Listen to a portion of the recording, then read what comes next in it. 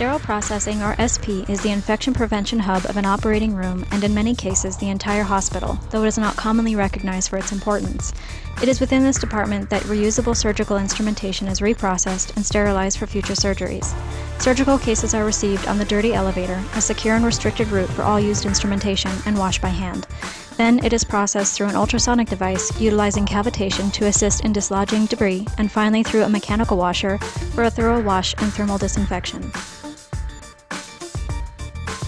The tray then passes through to the clean side, where it is reassembled and restocked. Each tray is different for each specialty. It is not uncommon for an instrument tray to contain hundreds of instruments or implants.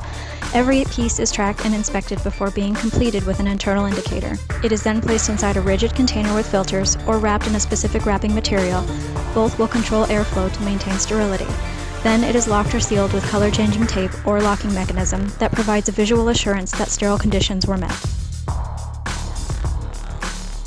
The trays are then loaded onto an autoclave rack, or in some cases a low-temperature sterilization machine, depending on the instrument requirements.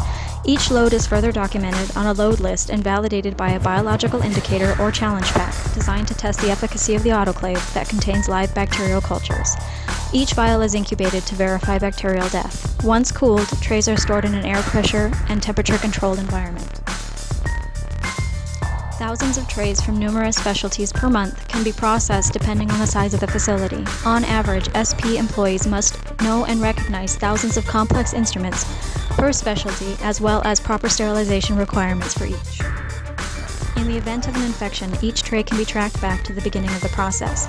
Detailed paperwork is required and kept for up to 10 years, including testing for each piece of equipment such as washers, autoclaves, department temperature, and humidity.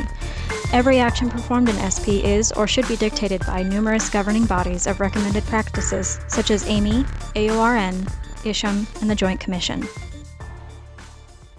SP also manages the restock and exchange of procedural carts throughout a facility and include crash carts in the event of cardiac arrest, trauma lockers and central line carts for ER and ICU, and many specialty cabinets for specific operating rooms. This department also collects and disinfects all patient equipment in the form of IV pumps, modules, and many others. With the constant threat of hospital-acquired infections from antibiotic-resistant bacteria or bloodborne pathogens, patient safety is and should be of optimum importance. However, many sterile processing departments are understaffed and unrecognized for the work that they do to ensure the safety of patients they will never see. Yet, even without this contact, each and every employee safely reprocesses these instruments, equipment, and carts as if the receiving patient were a family member. This is a department where errors are unacceptable and could jeopardize the health of a patient, and so perfection is not only expected but delivered on. In this way, sterile processing strives, day in and day out, to provide safety to every product that touches a patient.